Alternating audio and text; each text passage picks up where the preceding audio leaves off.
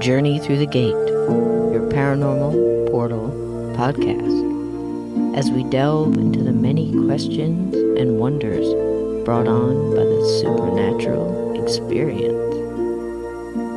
What's on the other side of the gate? Let's find out together.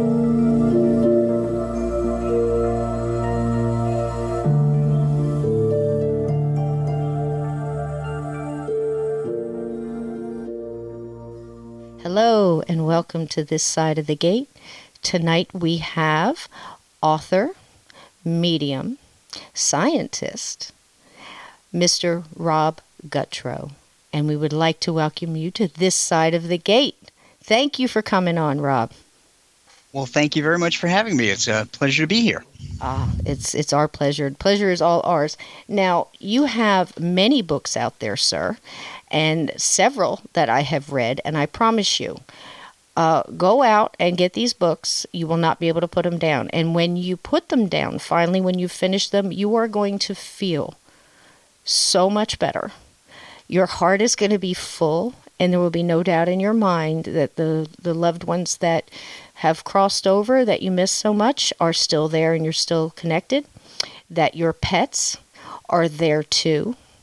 And they're just lovely, enlightening books of knowledge, and we thank you so much tonight, Rob, for being here. Some of the books are Pets in the Afterlife, 1 and 2, and that has little Buzz in there. And wait till you meet Buzz, for the listeners, it's just fantastic stories. Lessons Learned from Talking to the Dead, An Answer to the Paranormal. Again, another fantastic one. And he has the latest one, which is A Ghost of England on a Medium's Vacation. Now, if you wouldn't mind just starting out, just so we can start on the beginning here, there is a definite difference between being a ghost and being a spirit. Would you mind telling us a little bit about that, Rob? Are you there? Did I lose you? No, I'm here. Oh, I was just wondering if you would tell us a little bit about that. There's a difference between ghosts and spirits? Yes, that was actually something that I came up with after talking from people on the other side that let me know that there was, in fact, a difference. So I'll give you the basics first about how it all happens, and then tell you the difference and the similarity. Okay. What I've come to learn was that there are physical energies within us, and those energies couple with our memories, personality, and our knowledge, and that is what we call basically a soul. So that's a soul 101 right there. Mm-hmm. From there, after our physical body passes, we make a choice to either stay here, earthbound, to a fixed location in which we're either familiar with, or we passed in, or we grew up in, or some reason. And that is what I call a ghost, the entity that decides to stay in a fixed location on Earth. What I call a spirit is that same energy, coupled with memories, personality, and knowledge, crosses over and joins the energy that flows through the universe, or heaven, or Valhalla, whatever you want to call the other side. So that's a spirit. Now, there's also a difference between difference and a similarity between the energies in which they use. So they both use physical energies: heat, light, water, and electricity. However, the difference between the two is that ghosts draw on negative emotional energy, which is fear, anxiety, depression, and anger. Mm-hmm. Spirits of our loved ones use positive emotional energy, faith, love, and hope, and that empowers them to give us messages. Mm-hmm. Makes an awful lot of sense when you just put it in, a scientific way and take a lot of the emotions out of it and all of the things that we've heard, that it makes perfect sense. And there's an awful lot of reasons. I was actually asked a couple weeks ago, how do you, what did she call it? Ghost prevention. How do you prevent from being a ghost? And I said, well, basically, forgive everybody, leave all of your lower vibrational things behind, fix everything you can now, and, when it's your time, choose to go. into the light and not stay and try to fix those things then. Would you say that might be an ounce of ghost prevention there? That's a good piece of advice right there. Yeah. And forgiveness is definitely a big thing. So always ask people forgiveness for what you've done to them, to offend them. And so there are a lot of reasons why ghosts stay behind that I found. One is that they realize they may have wronged somebody and they want forgiveness. So they stay behind because they're afraid to go into the light. People think they can help their family members if they stay behind, and they can't. Actually, they can help their family members if they become spirit, because spirit can go anywhere in the world at any point in time. Ghosts cannot. They're stuck in a fixed location. So makes perfect sense. And, I think, too, we need to throw in there, if you'll allow me, that forgiving yourself has got to be one of the hardest things. So, try to remember that you're human, you're going to make mistakes, and learn from it and let it go. Let it go, because forgiving yourself is a big thing, too. Also, I have found, see if you agree with this, that a lot of people, and I find out throughout history. You were speaking in another interview, and I thought it was so interesting that you said a lot of people, depending on the period of time that they lived in and what the belief was at that time, like if you think about what religions were very popular at that time, some of those religions were very black and white and very fear-based, where, if you did anything wrong or you were bad in any way, forget it. You're going to burn. So those people were afraid to cross. So a lot of those stayed back. I find that a lot on Civil War battlefields. An awful lot of them had said, well, we've done this. How could we cross? And I'm like, no, there's nothing but love and light in there, Yes. What do you think about that? It holds people back. I totally agree. I've done a number of crossings over with the paranormal group that I belong to, which is Inspired Ghost Tracking in Maryland. And one of the common things that I found is that some people who stay behind are very conservative in their religion. As a result of that, they are afraid, because when we die, we have an awakening of the good and bad things that we've done in our lives. And even the smallest thing that we may have done to hurt somebody, whether intentionally or unintentionally, it keeps them back. And that's just a bad thing, because we don't belong here.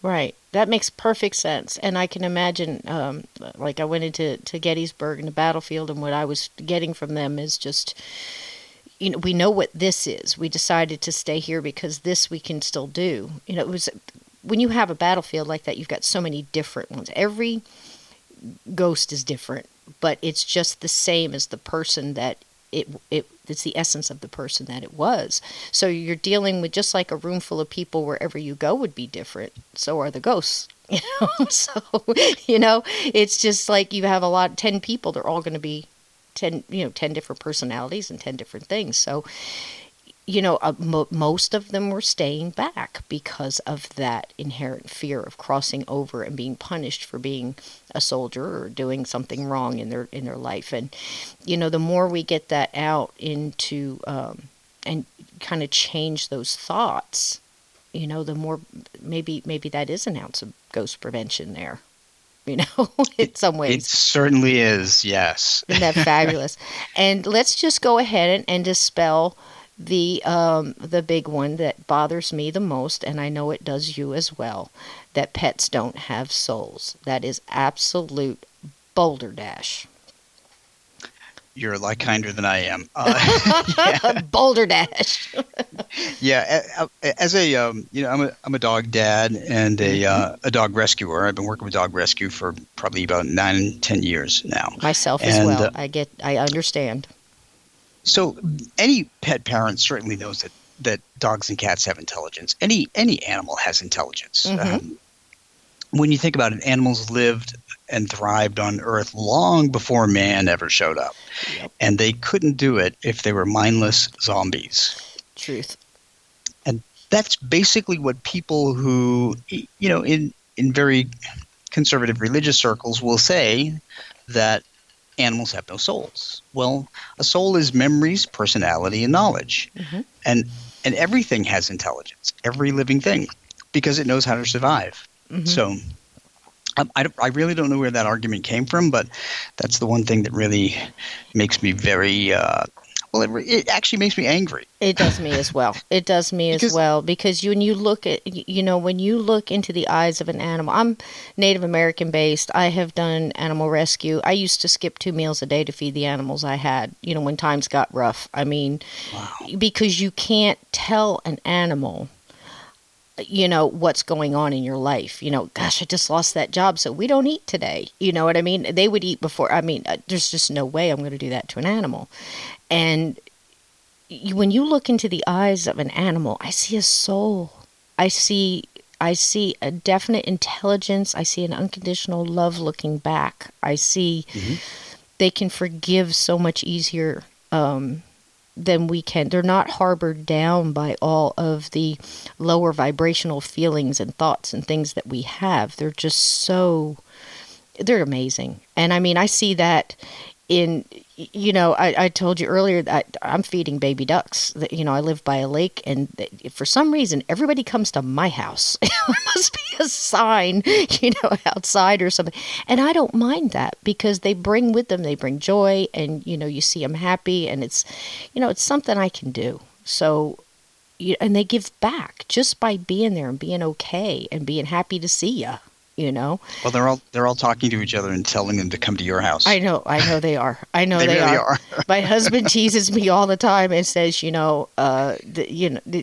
there's a sign out there in duck and possum and everything else, and I'm like, everybody eats here. Everybody eats. That it's really funny. But they give back so much more. And I've had plenty of dogs and cats. And tell us a little bit.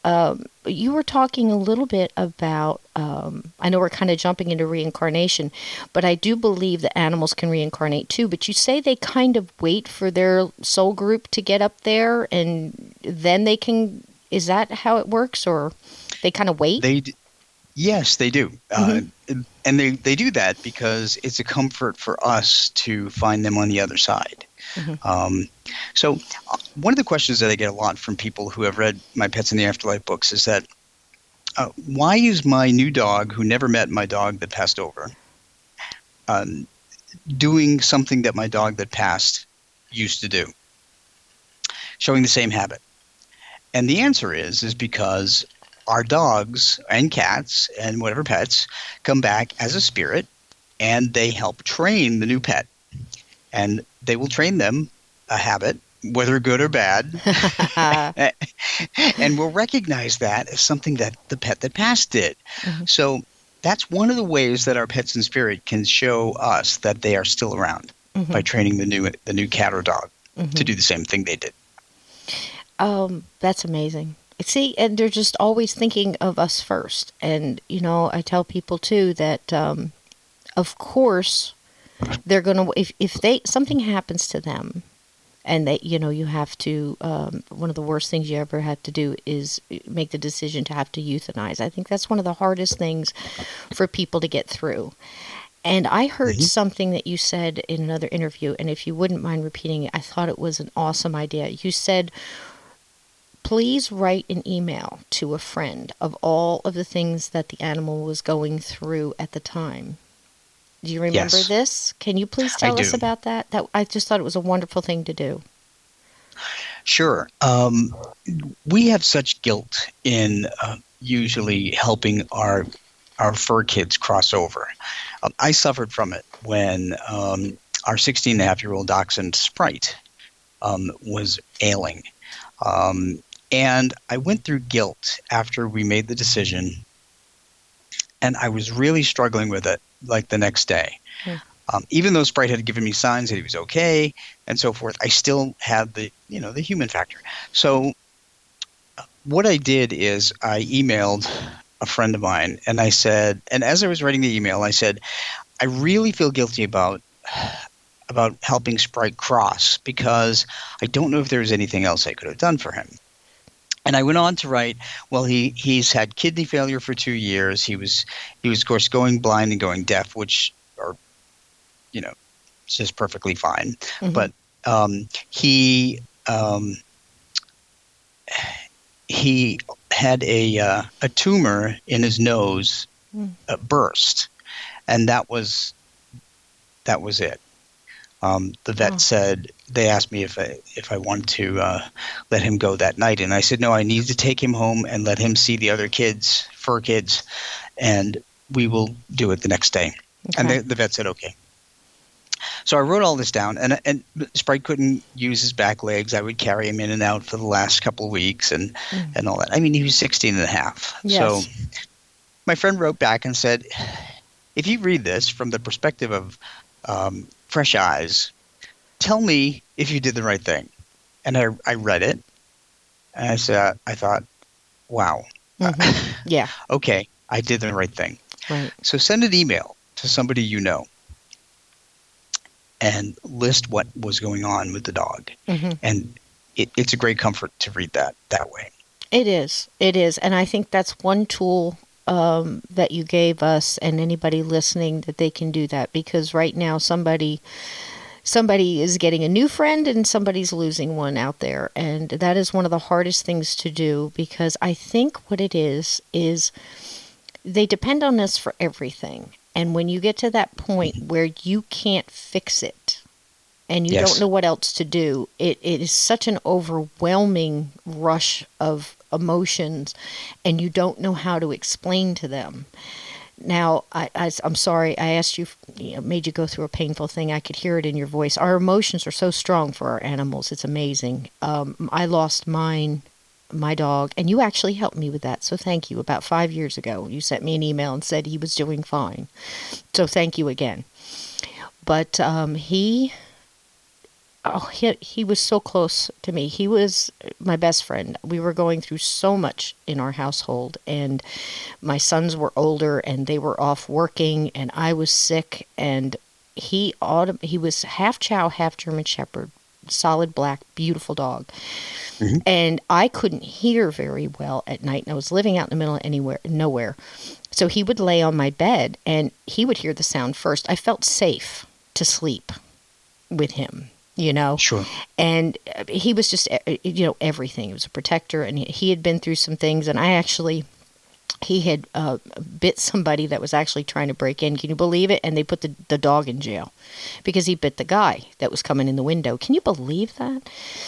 Well, he deserved it. the guy deserved it, but they locked up the dog because he bit the guy. Why would they lock up the dog? For 10 days observation in the state I was living in. It was the rules. So I managed. Crazy. I know, isn't that nuts?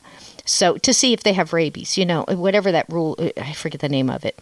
But so anyway, I managed to finagle for a couple of days. So it only really wound up him being in there for 4 days. So I had him in the vet where they knew. And I would go every day for as long as they would let me. You're going to think I'm nuts for doing this, but he wouldn't eat. And I sat in the lockup with him, in the cage with him, and read him books and fed him with my hand. So he would eat. I would do that. Absolutely. And the vet let me do it, and I said, it's not his fault. He was protecting me. And so I will be in here with him until we got him out. So that's how close we were. And when he was passing, all of a sudden, it happened, all of a sudden he was 16 and his legs just went out. And again, I had to carry him just like you. And I was sick and he was sick. And I knew I'd taken him to the vet, and they said he's going to pass. He had kidney stuff. There was nothing he could do. I said, let's bring him home. If it gets bad, out there, the vet would come to your home, which I thought was nice.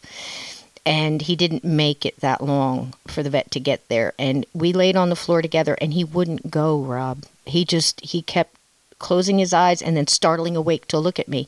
And at that point in time, telepathically, I knew he wasn't afraid to go. He was afraid to leave me. He knew I needed him. And I had to say, I love you. It's okay to go. And I had to leave the room and let my son stay with him because he wasn't going to go. He was gone 5 minutes after I left the room. Now, you tell me that doesn't mean there's a soul in there they're so bright and they're so wonderful. But it's a sad story, but that's how beautiful their love is for us as well. Absolutely. Absolutely. And we, I'm actually a scientist during the day. I'm a meteorologist, Uh-huh. and I use a lot of science, and I read a lot of studies, scientific studies, or even psychological studies. And the psychological studies that I've read have have shown that we grieve much harder for our pets than we grieve for most people, and I totally agree with that. Absolutely.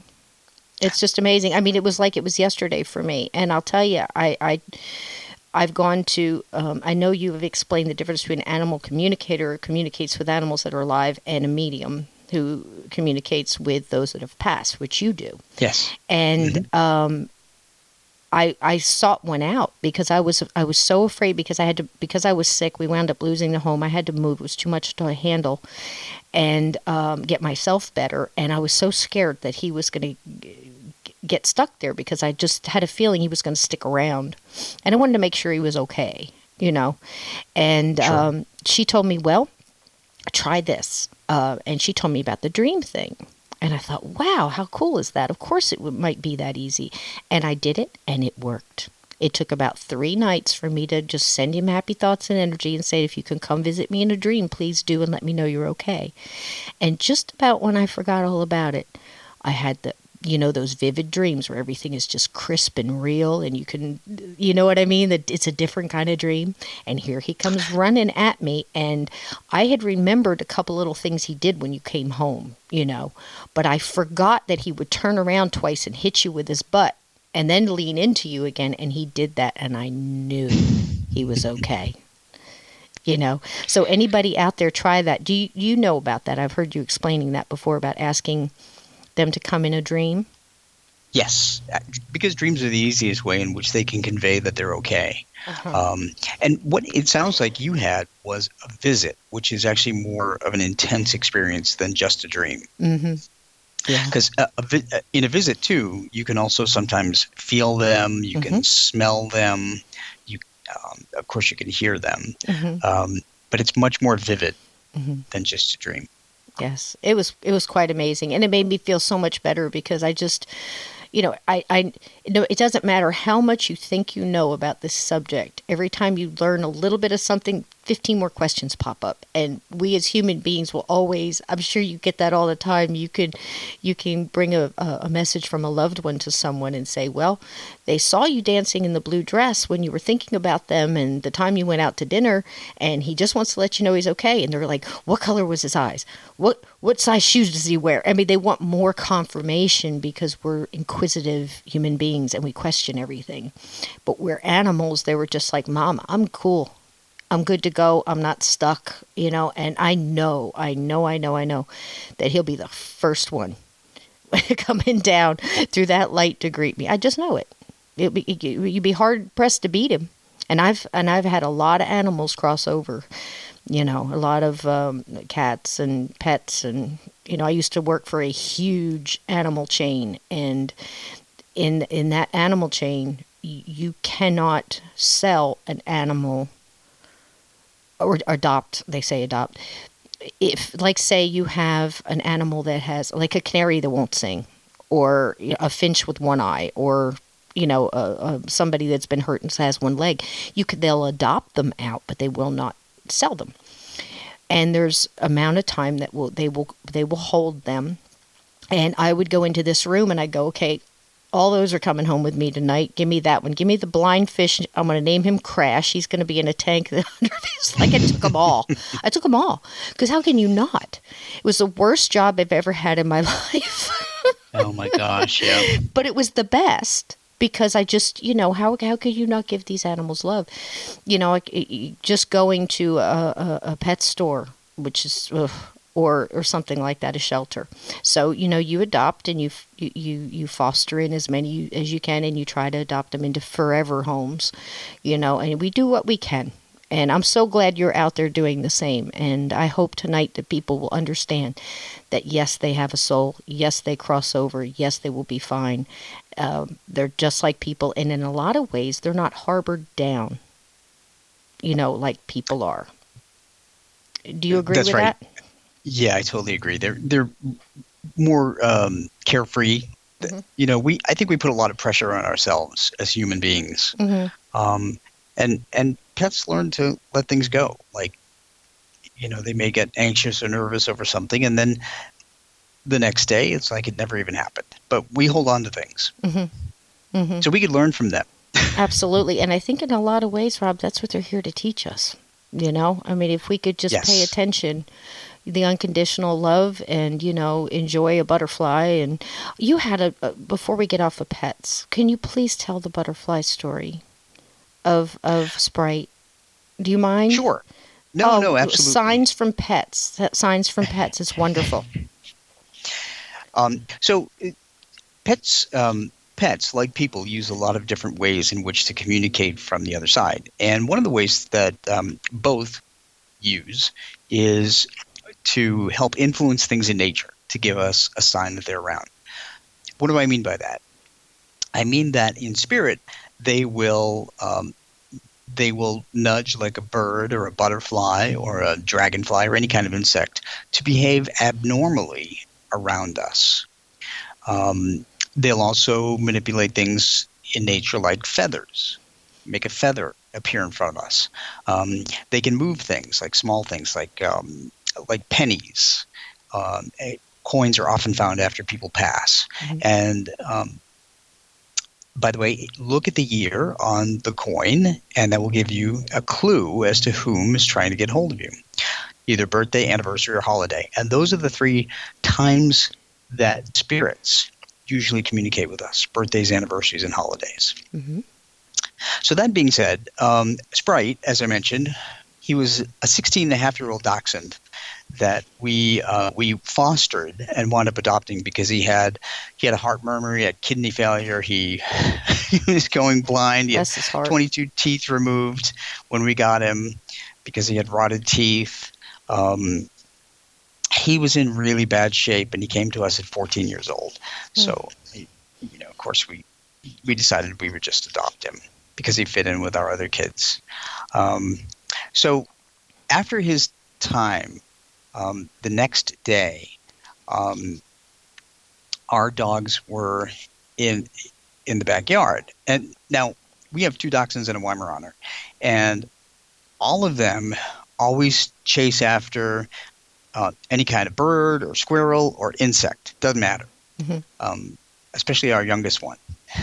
Well,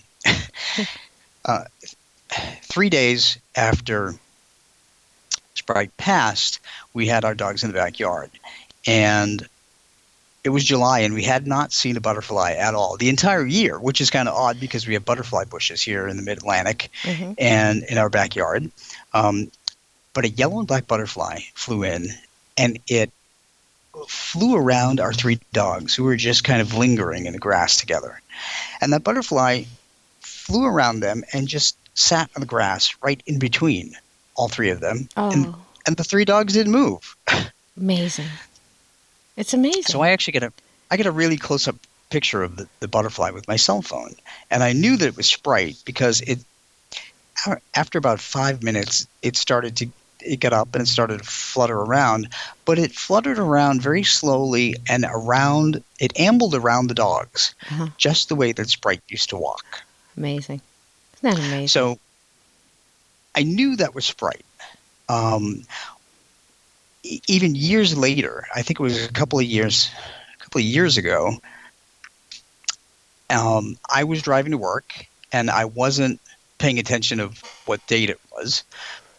And a yellow and black butterfly flew right across my windshield. I hadn't seen a butterfly for, I don't know, weeks. And I thought, oh my gosh, it's July 13th. That's the anniversary of the date that Sprite passed. So Sprite was sending me another sign that he's still around. Another sign. And then even later on, you had the story written in one of the books. I don't know if it was Pets, the 1 or 2. And friends of yours were actually reading the book. And when they got to that point, a yellow and black butterfly landed on them. Didn't that happen too? Oh, you're absolutely right. Wow, you have... I'm stalking you, Rob. You have an amazing memory. Yes. I know, it's creepy, isn't it? No, but I was drawn to that because my mother has kind of and I know it's her. I don't need to explain to you that I know it's her. The monarch butterfly, and at certain times in my life that has come into, in fact, and at times where you wouldn't see a butterfly. I mean, in March, I'm in Jersey. I'm not far from, where you are. And I mean, you know how cold it gets out here. And I mean, in March, a monarch butterfly on the ocean. Are you kidding me? There's no flowers around or anything else. How they do it, No. how they do it, I don't know. But I had just said in my head, I was in a situation, I just said in my head, and people, you can think it too. They hear you. When you connect into that love connection of someone who's crossed in spirit, they hear you because you connect into that. Now, I'm not a scientist and I can't explain that, but I can tell you it's true. Because I thought it, and I said, Mom, if you could just, I wish you were here, because if you could just give me, if you were here and you could tell me whether I need to run or if this guy's telling me the truth. And right then, a monarch butterfly landed in March in Jersey Shore on the beach in wind that was so strong I had to tie my hair back because it was whipping around. Now you tell me that wasn't her. And these things just happen, and people, you're very big on telling people, listen to the signs that they're sending you, because we discount them so much. We do. And there's no such thing as a coincidence when it comes to spirit. That's Truth. One of my favorite things to say. Yes, I agree. And it's just so much fun once you open up and you allow that to come into your life. It's we tend to look at the paranormal because we don't understand a lot of things. And of course, nowadays it's very hard with all the shows and all the stuff, and it's, everything is provoking, and it's like, it just, trying to think of a nice word. It's over edited and it's over dramatized, and there are things that are that scary in this world. But I promise you, when it comes to the spirit world and spirit animals and our loved ones making contact, it is one of the most beautiful, miraculous things that we can experience. And to discount them, I've found a white feather on my dashboard in a locked car just when I needed it the most. A gossamer, beautiful gossamer feather. My son was so ill. He was in a horrible, horrible car accident. And he was actually given 15% chance of making it. And he was he was 5 states away. And they never tell you that on the phone. I don't think they're allowed to tell you how bad it is if you're not right there. And when I got there, I was there about 20 hours after it happened. It was just, I never want. No parent should have to go through that, but no child should have to go through it either. And he was in the ICU unit, and when I finally got him to the point where he could squeeze my hand for yes, that's barely all he could do, they make you leave the room. Now, I'm telling you this because I'm giving you back one, because you've given us so much, Rob, so here's one for you. Okay. I'm telling my son, I have to get out of the room for shift change. I'm not leaving the building, I promise you. I'm not leaving you alone. You are surrounded by angels. And I made a joke and I said, I'm sure at least 2 of your guardian angels are in a bar in Jamaica somewhere having a very hard-earned cocktail. But the rest of your angels are here. Your loved ones are here, because I'm trying to make him laugh. Because he's a hoot boy.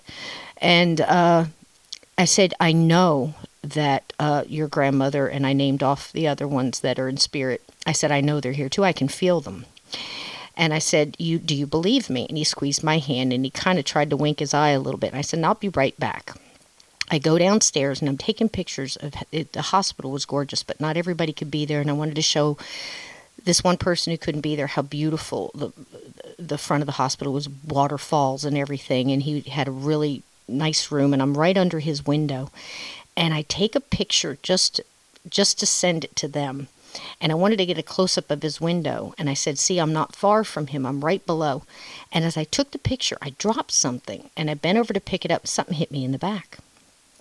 And I thought it was a crepe myrtle flower off the tree. And then I thought bug. And I went, ew. And I shook my shirt, and it was a quarter. And I get so in tune with this after everything in my life. I looked down at the quarter, and before I picked it up, I looked up and I said, guys, if this is his birth date, you're going to have to call 911 because I'm going to faint. And then I laughed and I picked it up, and the quarter was cold. Now, this is July, Alabama. And a quarter was cold. Where did this quarter come from? And I flip it over. His birth date is 1990. The quarter was 1993. And I said, okay, you got as close as you could. Now, I put it in my pocket and I said, I'll be keeping that one. Thank you. And I told the spirits, thank you. I go upstairs and I'm sitting in ICU looking through the pictures. And the picture that I took when I got hit is a beautiful white light in the shape of an angel in his window. Oh my gosh. Wow. Right? Yeah. There was no sun. The sun was on the other side of the building. It was setting beyond the bit. There was no lights. It was an angel. It was just confirming what I had told him after that conversation. And every time they asked him what his birthday was for the next 3 weeks in ICU, he said 1993. He got the date wrong, but he got it right every time. Oh my gosh. Now you tell me. Is that not fantastic? And That is amazing. He's doing fine, by the way. After that little situation, the doctors couldn't understand why he went up 60% after that. So there you go. It's amazing. They couldn't explain it. But yeah, and that's medical proof on that one. So isn't that something? Isn't that a beautiful story out of something terrible? Something, if you just open up, you know? That is really cool. It is cool. It is cool. I still have the quarter, you know? And most importantly, I still have the sun. So there you go. Yep. Isn't that awesome? Yeah, okay. Yeah, that's awesome. Now listen, you did something I think is very brave. You decided to take a vacation. And you went to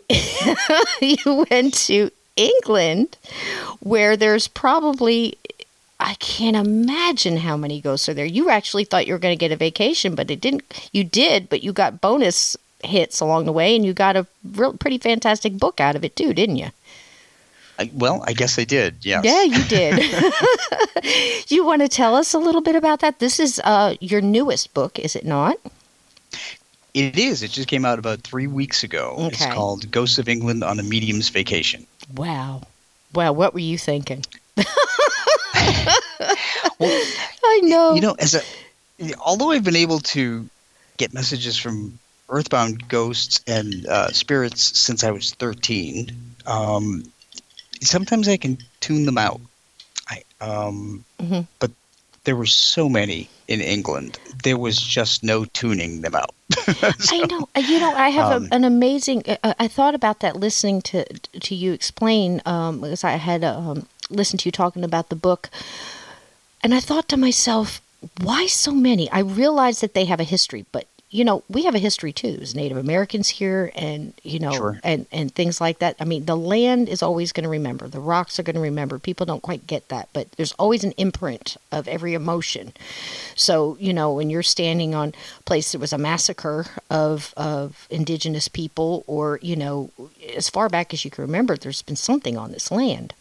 So I'm wondering why so many in England, and you explained it very well. I thought it was again. What were the beliefs then? You know, why would so many stay back? And I'm guessing that that's true because if you think about Native Americans or any kind of tribal, they're usually pretty okay with the spiritual world. They usually got a better hang on it, I think, you know, to where Yes. they wouldn't stay back. But if you go to England, gosh, look at the stuff that was going on there. And the things human beings do to people just sickens and amazes me at the same time. There was a lot of that going on there. So what did you encounter? Was there a lot of surprises there for you or expected? Well, I ran into a couple of queens, a prince, noblemen, people who worked in stables and barkeepers. Wow. Gosh, so many. Yeah. so many different walks of life. And even a dog. Okay. Wow. Phew. Well, and now I know you went all around. What was one of your favorite places that you saw there? That I know you had talked about Canterbury. And is that where you met Was that the arrogant priest? Was that where you met him? That he It was was. killed? Wait, Okay. you have a much better memory than I do. I'm You must be a sorry. lot younger than I am. I'm not. I take good notes, Rob. Well, that's actually what I do when I'm on vacation, by the way, is Uh-huh. I take a journal with me and Right. I write down everything that I see Hmm. to try and remember the vacation. Hmm. Unexpectedly, I was writing all the hauntings too. So, Right. And then you wound up but with a yeah, book. Unexpectedly, I kind of. I did. And truth be told, I went to we went to Ireland and Scotland, and we ran into a lot more. Uh-huh. So that's going to be the next Ghosts of England and Scotland on the Medium's Vacation book. Wow. So Wow. I can't imagine the energy that it took. I mean, I'm just an empath, and I can't go to the mall. I mean, I stopped going to malls 10 years ago. It's just the energy drain. I cannot imagine the drain that you felt. But there was something else very interesting that I want to bring up after you tell us a little bit about the I want to say priest. Is it priest, or was he just was he a father? I'm not sure how that's at the Canterbury, because he was killed there, was he not? he was Thomas Becket. Okay. Thomas Becket was well, he was really the son of a merchant, and then he rose up quickly through the church. Okay. He actually knew Henry II, Okay. and from the line of Henry VIII. This is way back. Yeah, it goes way Wow. back. Okay. So, as a matter of fact, I think it was around 1162 Yeah. A.D. Mm-hmm. So, long story short, when the Archbishop of Canterbury died in 1162, Henry II appointed his friend and hunting buddy and good friend Thomas Becket to the Archbishop post. So after Becket became the Archbishop, he started disagreeing with Henry II, Mm. and he started to become much more. I guess he was a pretty headstrong guy. So Henry II finally said, "Somebody has to rid me of this meddling priest." Uh-oh. So 4 knights in his court took it as a directive, and they went out one night, and when Thomas Becket was praying, they killed him right there in the cathedral. Wow. Yep. So his body, as I learned when I went there, is buried beneath the floor. Mm-hmm. Of course, when I went in there, without even knowing the history of the church, when I walked in there, I thought, wow, there's somebody in here that's really headstrong. He's really kind of arrogant. And I know it was a male energy, and I thought, I wonder who that is. And as soon as I walked over to where he's buried, I thought, uh-oh, Mm-hmm. this is him. Wow. Now I know I had problems with Henry II. Now, see, that opens up so many questions for me. Again, it's like a paranormal onion. As soon as you peel one, you got another layer, because we're always asking questions about this. So that opens up, like, all right, if you're a priest, you're supposedly you have a lot more answers, depending on what book you're looking at, and you should have that kind of let's just say divine connection. And why would you stay back? But then you have plenty that wear the robe, but not necessarily so divine. So maybe they're just guilty, or they have those things that would hold them back. And then you think, this is how many years? I mean, that's, what'd you say, 1,000? 1162. 1162. So you figure Right. between, that's a lot of time. Right. It's So almost 1,000 years. was he? Was he a residual? Was he residual, or was he intelligent? Do you think? No, he was an intelligent haunt, which means, for your listeners, an interactive haunt. He was actually a physical ghost, if you will, earthbound ghost. And what I have found out is that sometimes when people are murdered or they die in car accidents, they'll wake up on the other side totally surprised that they were murdered and not really understanding that they died. And they linger there so long trying to figure it out that they get stuck. Right. So it's not intentional. Right. So, Okay. and I believe that's what happened to him, because he was truly surprised by 4 knights that came in and Oh, murdered I'm him while he was sure. praying. I'm Yeah. sure. And then, there's a lot of, a lot of question about, crossing over and, I'm a total believer in it. I talk to people, all the time, and I don't disagree with them. Everybody's got the right to think what they're going to think, But some people Mhm. say, well, it could be karmic that they're going through it, and I'm thinking, 1,000 years, man. That's a long time to be stuck. So if you can get, just sounds to me like a lot of times people don't understand that when you're going to cross over, like if you deal with like a Hans Holzer type attitude towards things, where he would go in and it would be very much like a therapy. Because you have to break it down and go, sometimes they don't even know they're dead. And you think, how in the world could that be? But it's true. Right. So again, you're dealing with a human being, and you have to kind of work them through it and everything. And I can just imagine what you went through, because you're probably thinking, man, that's 1,000 years. Maybe I should stay and have a long talk with this guy, see if I can cross him over, because that's a long time. But you were just bumping into it all over the place. There's just no way that that you could do all that. Yes, absolutely. It's a lot. Um, It's a lot.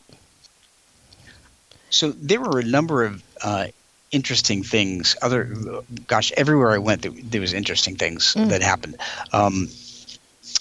I stayed in a castle that has turned into a luxury bed and breakfast, and my room was haunted, and I had to figure out who that was, and I actually wound up doing that. But one of the encounters that I had actually was from a spirit on the other side Okay.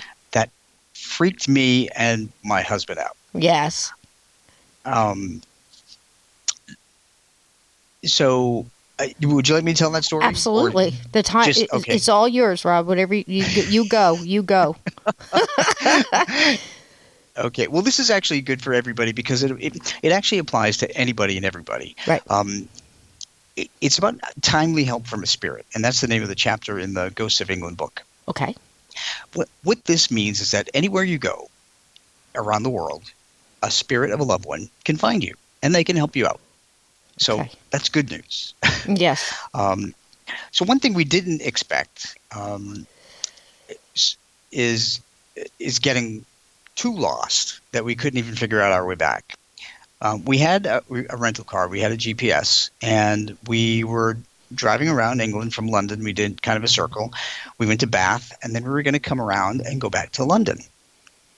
And the GPS had not failed us the entire week that we were there, except this one time. Uh-oh. So I'll preface it by saying my husband, Tom, and he had a best friend in the 1980s and 1990s, and his name was Ed. Ed. I'm Ed sorry. passed away. I thought that was a beautiful story, the story of Ed and the treasure hunt. Oh gosh. I'm sorry. Go ahead. I didn't mean to interrupt. Oh yeah, that's another story with it. Ed is around. I always joke with him, and I say, there's 3 people in our relationship: you, me, and Ed. Because That's Ed is great. always. That's great. That's great.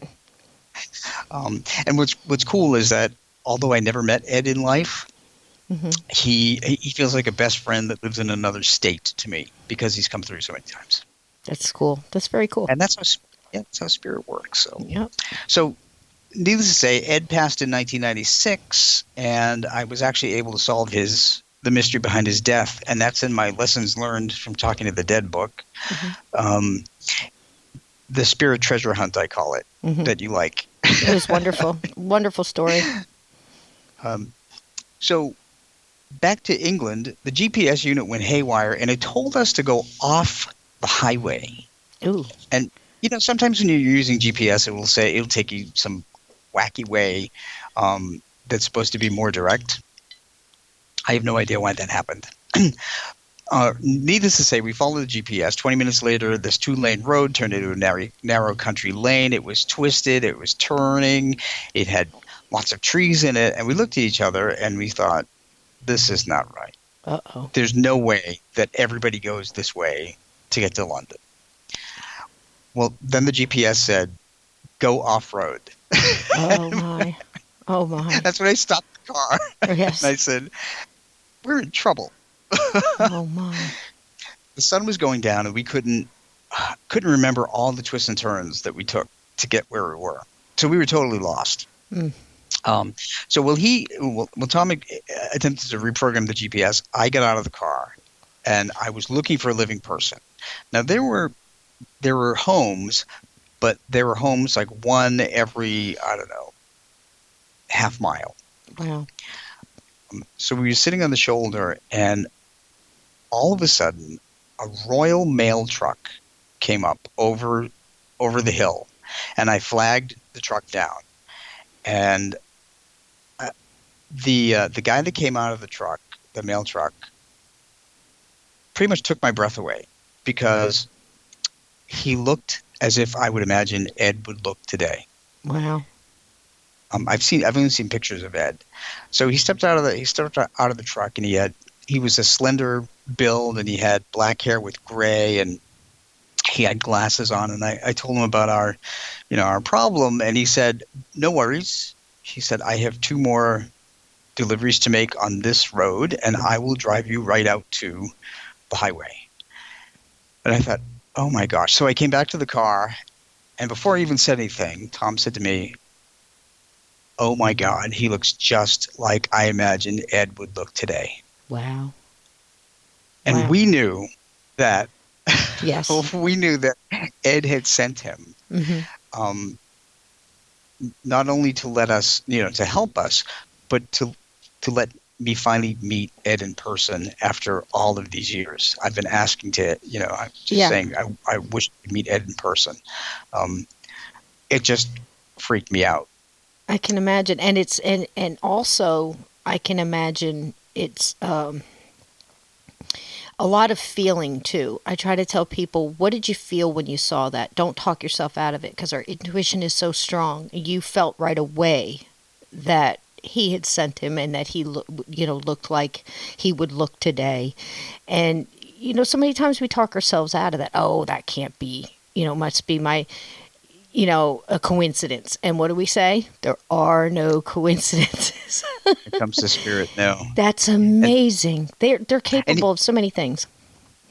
There's a funny caveat to that too. As I was writing that chapter and recalling it, I realized that GPS, it's electronic. Spirits can play with electronics, Yes. because they're energy. Mm-hmm. And I said to Ed, "Okay, Ed, you got to come clean here. Did you play with our GPS so that I could finally meet you in person?" And all I could do was see him smiling on the other side. I thought, you son of a gun. Yep. Isn't that something? It's just amazing. It really is a wondrous world. If you look at it this way, and I think when you start to accept that, and of course this is just my theory, but aren't they all? And this is just my heartfelt feeling, that once you start accepting these things, everything else just gets so much easier. It sure It's does. like, we're obviously here for a reason. We're all just puzzle pieces. We don't have the cover to the box. But, if all these wonderful things can be going on from our pet spirits and our loved ones, and, and we can have that feeling of maybe helping someone who's lost to cross over or something along those lines, and not treat them like objects and ask them to knock on the wall 3 times. And, it's a human being. Help them, Right. if you can, or get somebody who will, everything else just comes so much easier. You can stop and let a lot of these little things that let us annoy us through the day, and the worry and the drama we bring on ourselves sometimes. It just kind of sort of falls away, because you go, okay, it's for a reason. I'm going to sit back and I'm going to wait this one out, and see how it comes on the other side. And everything just seems to just lighten up, And I'm saying that from experience. It's hard. It's hard. It's hard sometimes, because life comes at you full blast sometimes, I mean, I've had times where, similar to the Ed situation, where my car broke down in a very, it's just not a good time and not a good place. And I'm walking, and I just looked up and I said, okay, to my spirit guides and, every high vibrational being that tuned in. I said, I need help. I have a feeling that if I don't get help right now, something bad is going to happen. And I got 2 kids I got to get home to. I took 3 steps, Rob, and a car pulls up. And it's kind of a long story. If I told you everything that happened in that car, you would just not believe it. Well, maybe you would. But I just went on intuition. And I'm thinking, okay, now I'm a female walking in the middle of the night in a bad part, and I'm thinking about getting in this car. But every feeling I had was it was okay. I get in the car. The guy is nice, and I'm thinking, I remember thinking Ted Bundy looked okay. These things are going through your mind. But the feeling I was getting from this person was just this warm, overwhelming, it's okay. I went on to intuition. And you know what? He took me to where I was going. He said he was an off-duty police officer. And I hadn't noticed. I looked down and there was nothing between the seats because, believe me, I looked. I was hugging that passenger side door like you would not believe. I looked down and there's his badge sitting there that wasn't there before. I promise you. And he just looked at me like with this knowing look, and I'm thinking, I'm going crazy. I'm going out the window here. He takes me where I'm going. I get out, and the people I was going to the house come to the door. And they said, well, where's your car? How'd you get here? I said, he drove me. Now, it was on gravel down a dark street. And I turned around. There's no car, no sound of tires leaving the gravel, and no red taillights going down the road. Oh, my gosh. I call that a ride from an angel. Yeah. Oh, my gosh. Wow. It is amazing what they can do. I needed to get to that place at that time. I mean, I've walked miles and miles before. I'm an old soldier. That the walking didn't bother me. It was that I had to get to a place at a certain time to help somebody. The things that they can do, whether that be spirit or whether that was a higher divine, I'll never know. But there was no car. Nobody ever saw a car.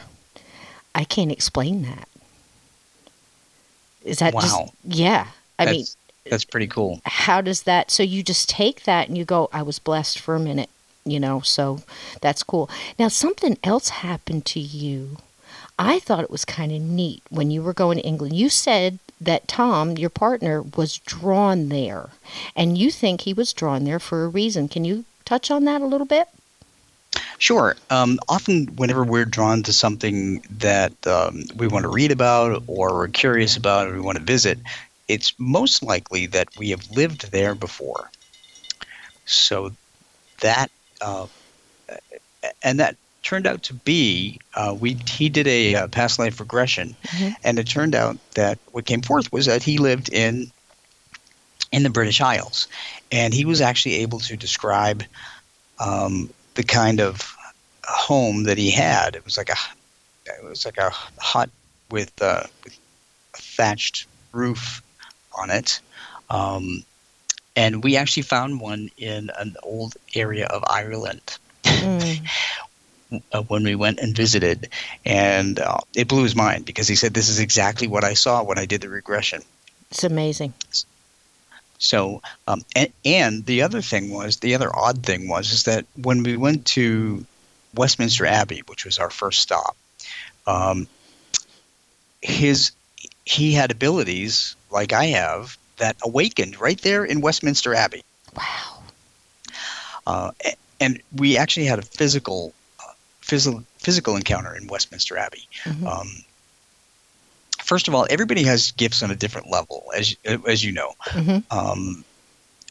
I know one person that could always foretell somebody's death, and I don't want that. No, I don't want to see that either. No. No. Whenever I'm in the presence of a ghost or a spirit, I get a headache in the back of my head, a little dull headache. Well, Tom always started smelling a rotting corpse. I feel so bad for Tom there. Yeah. Yeah. He finally got over that. Yeah. It stopped doing that, but yes. Yeah. The first couple of years, that was what he got. Bless and that his was heart. Just all. Yeah, I had heard you say that before, and I thought, oh, man, Tom, I'm sorry, because that is bad. That is so bad. But it's funny that it just woke up. in Westminster Abbey like that, you know? I mean, maybe connecting back to where basically people were talking about reincarnation here. You know, Yes. that you know, you do come back, and you know, there's been many stories about people being drawn to a certain house or being drawn to a certain place, and almost like a deja vu. It is 7:00 p.m. Oops, sorry, hold on. I apologize. That, you know, you're drawn to that, and you don't know why, you know, and it's possible that you were there in a past life, you know, and that is possible. It's a soul memory. And, you know, doing past life regression, sometimes you can remember that. I had one, and from a friend of mine. Actually, it wasn't so much as a hypnosis. It was more like a spirit reading, where they told me that I lived in 1620 and gave me the name, and in London, not far from where you guys probably were traipsing around, that I had lived back then, because I'd always had this thing that as a child I would remember being in war. And I must have scared my mother to death. Can you imagine hearing your 8-year-old girl daughter come to you and go, "Mom, I had, you know, I keep having dreams where I'm, you know, in war and I'm covered in blood and I'm wearing this tunic," and I explained it. Oh my gosh. Can you imagine telling your mother this? And she was, you know, she's cool about it. She's just like, "Okay, you know, what did you eat before you fell asleep?" I mean, you know, they don't know what to do. But here we go, 45 years later, I find out. And that is the actual uniform that was described to me before I said anything. I looked it up, and doggone if I didn't find the guy. And I'll tell you, it's wild to look at a picture of you in another life. It's crazy. And it's hard to wrap your mind around. But Tom was experiencing that too. And I just wonder if being close to that didn't, you know, awaken some of those senses, because he was getting that, being drawn there, it almost gets you, you know, wakes that up again. I don't know. I'm drawn to Gettysburg. I'm like, I must have fought the battle. I just, because I don't get that on every battlefield. It's just there. Have you ever heard those stories of people being drawn there, and then they find out that they say some of the souls almost recognize the soul of the living person that goes? Have you ever heard those? That's amazing. Yes. That's amazing. Yeah, I haven't personally run into that before. Yeah. But it's spirit. It's just, there's no end to this beautiful thing that, you know, that this is. And, you know, your books, I'm looking very forward to reading the one about England. Can you tell us a little bit about, before I let you go, the spirit that walked through you? the Screaming Queen. Oh, there you go. Sure. And how was that, Rob? Oh my goodness. Oh, well, my. I'll tell you what, that was a surprise. Oh my. Oh gosh. Yeah, the Screaming Queen of Catherine Howard. Catherine Howard, just so you know, was Henry VIII's fifth queen. She was a teenager basically when Henry married her in 1540, and it was Henry VIII, as you know from history, had 8 wives, and once he got tired of one, he would either kill them or he would send them away or do something so he could marry the next one. He was a pistol. You are so kind. Yeah, I'm trying. I'm trying. I wonder where his spirit is right now. Well, I know he's earthbound. Oh, is he? Yeah, I didn't run into him, to be honest with you. That would have just been too coincidental. Wow. But I've met several people around him. So when we were in Hampton Court Palace, which has a lot of ghosts, by the way, yes, and I ran into so many of them. We walked out of what's called the Great Hall, or the Great Waiting Chamber, the Watching Chamber, rather, and when you walk out of that watching chamber, that's where you would meet the king after a banquet, or the king would come out before a banquet, and only the special people could meet him in there. But there was a doorway from that particular room that went into a long corridor, which they now call the Haunted Gallery, because so many people have seen the ghost of Catherine Howard in this space. It's actually, in this hallway is actually where Queen Catherine Howard was arrested when Henry VIII decided that he was going to behead her. And that's because she was caught being an adulteress. Henry was what, 50? Yeah. 60, something like that. Yeah. And she was 14. And he was pretty Henry, unattractive, according to his oil paintings. No, not to say the least. No amount of money. No amount of money there. Just saying. Yeah. So can you blame her? No, I cannot. Didn't she break away and plead at his door, and bang on the door, and beg him? Is that the one I'm thinking of, or no? That's the one. She ran screaming down the corridor. She broke free from the guards that actually tried to arrest her, and she was screaming the name of Henry. But Henry actually wasn't even in the palace, as it turned out. Okay.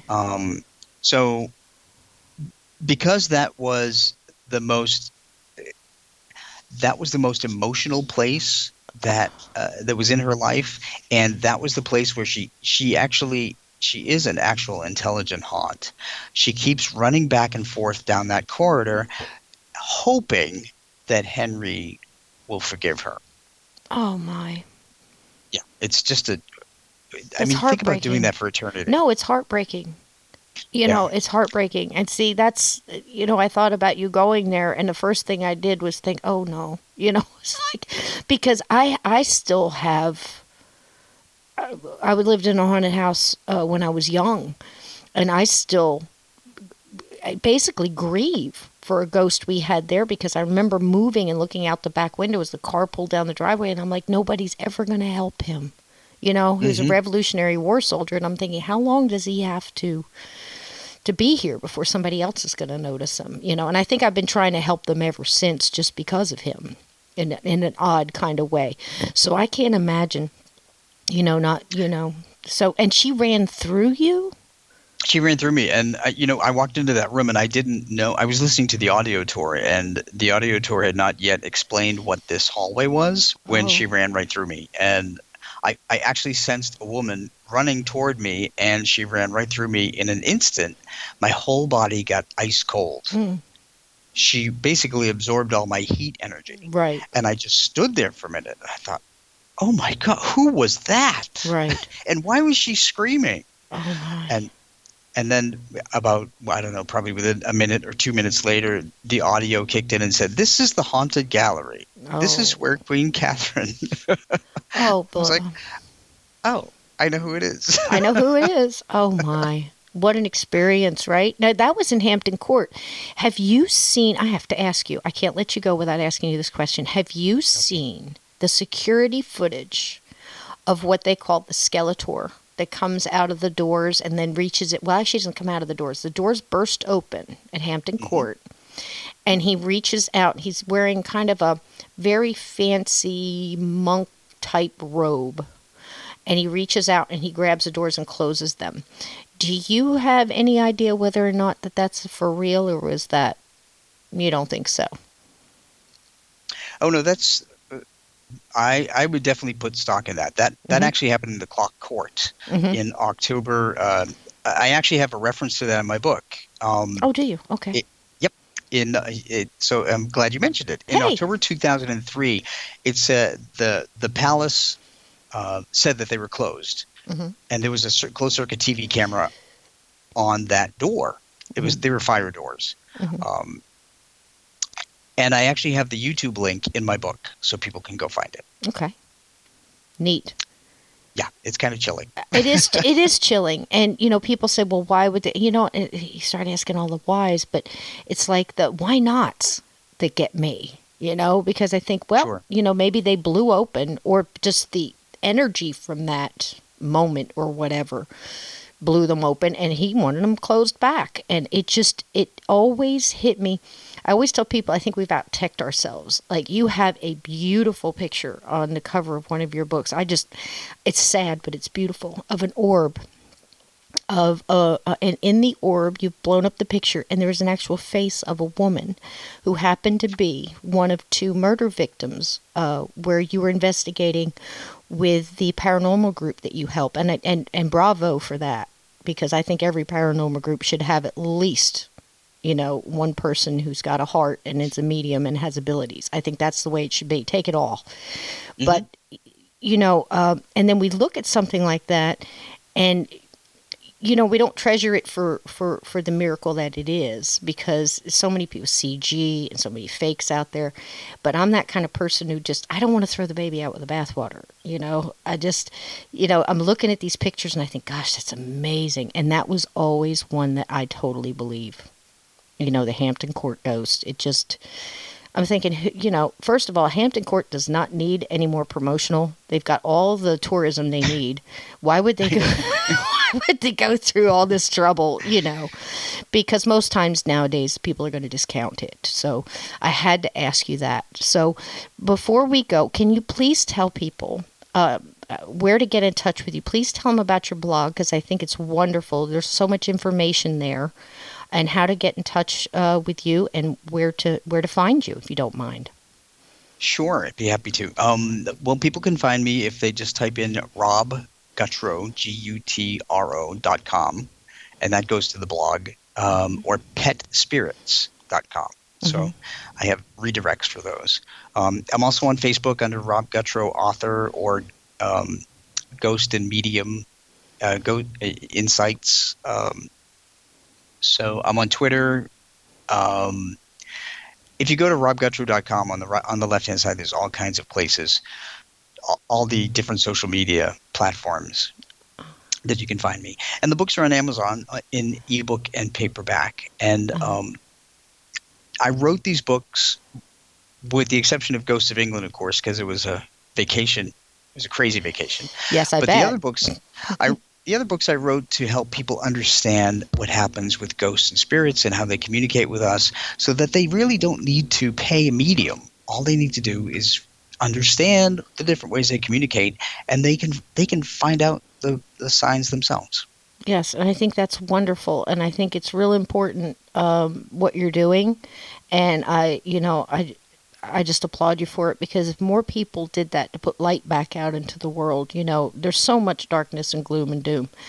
But when you put this light back out, it helps so many people, and read, the book I'm reading right now is The Lessons Learned from Talking to the Dead. And like I said in the beginning of this, from cover to cover, I agree, absolutely agree. And when you learn a little bit more about our loved ones who passed, you can learn a lot about how to live, and let's, learn a little bit about, that, like we talked in the beginning, the forgiveness, and just, if you love somebody, tell them, just cherish one another, take care of your pets, and then maybe when it's your time, you won't have all this, and people like Rob won't have to go and talk you into crossing into the light, because we'll already be there. Yes, absolutely. I think it's wonderful. It's absolutely wonderful. And I hope this won't be the only time you come on the show. You are welcome anytime. And I hope you'll come back. Oh, I would love to come back. I think that we could actually talk for hours. Oh, I absolutely. So I have no problem with that. Absolutely no problem with that. And I'd love to buy you and Tom a coffee or a beer sometime. We're not that far away, so I'd love to follow just behind you guys when you go take another vacation, because it must be amazing. Well, I'll be taking my trusty little notebook with me, so I'll let you know what happens next. All right. Thank you so much, Rob, and you have a wonderful, blessed evening. Thank you. You too. It's been great talking to you, and I appreciate you having me on. Absolutely. Anytime. Thank you for listening to this episode with Rob Gutro. And if you have your own stories, animal spirits, ghostly encounters, anything with the uncanny, don't forget, you can email us at journeythroughthegate@gmail.com. or connect with us on Facebook on our discussion page, Journey Through the Gates, Gatekeepers. We would love to hear your story or have you as a guest, or we can read your story for you. So for tonight, make sure your feet are under the covers. You don't have your hands hanging off the bed. Your closet door is shut. Because there are things that go bump.